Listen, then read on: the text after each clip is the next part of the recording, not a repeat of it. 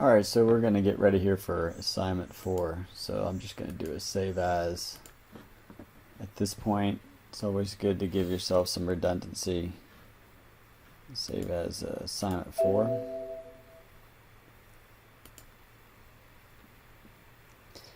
And then what we're going to talk about is kind of what's going on right down here.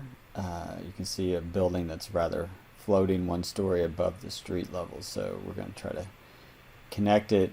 The first thing we'll do is start to look at structure that goes up through the building, and then we'll look at getting this base kind of more fleshed out. Alright, so let's go to a 3D view.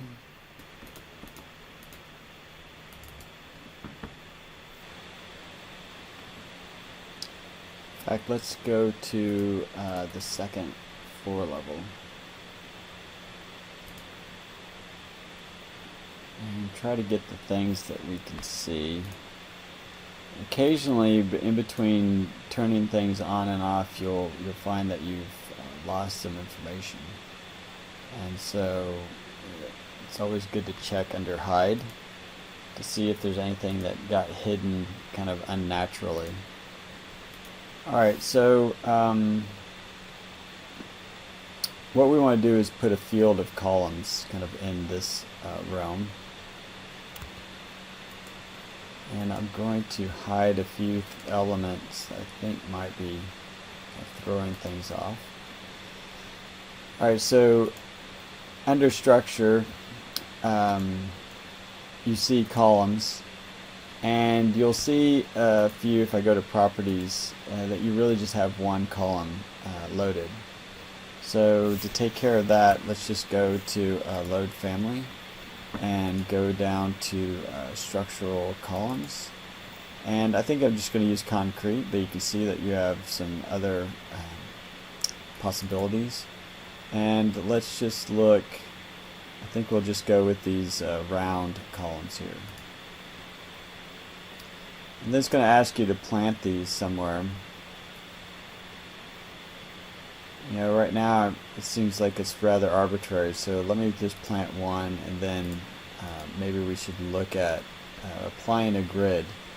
Now this grid is not something that you would normally have in schematic design, perhaps, but it does help in the Revit world to kind of already have laid down kind of where these things might occur.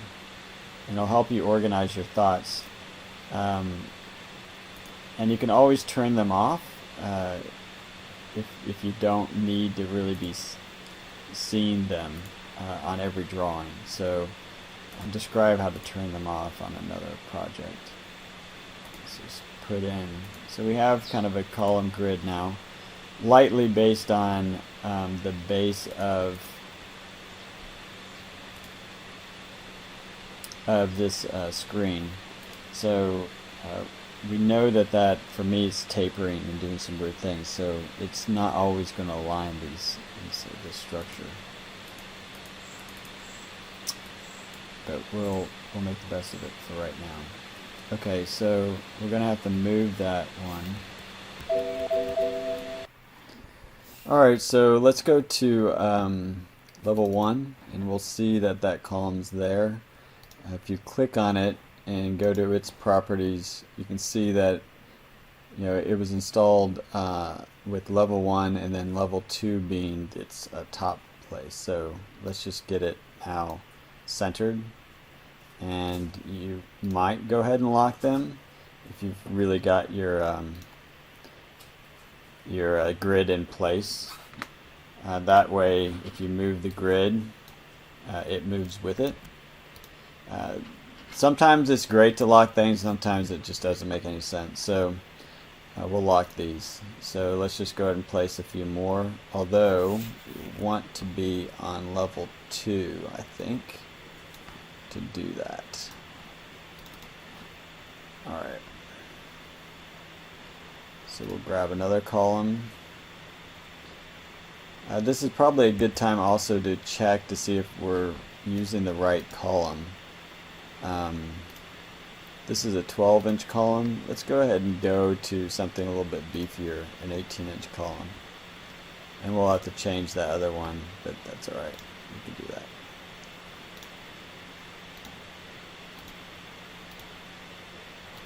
Okay, so we've laid out our columns. So it's just that easy. And we go to level 1. Okay. For some reason those aren't showing up. Alright, so for the structure, one thing you're going to need to do, when I started to put in the 18-inch, it gave me a kind of a different look, and they started to go away. So I'm turning the view range so that I can see further into the plan.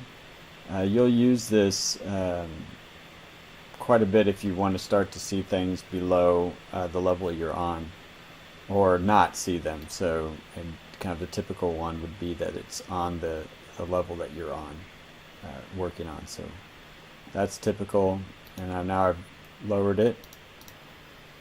So I can select that, and we'll see that the base level is kind of strange.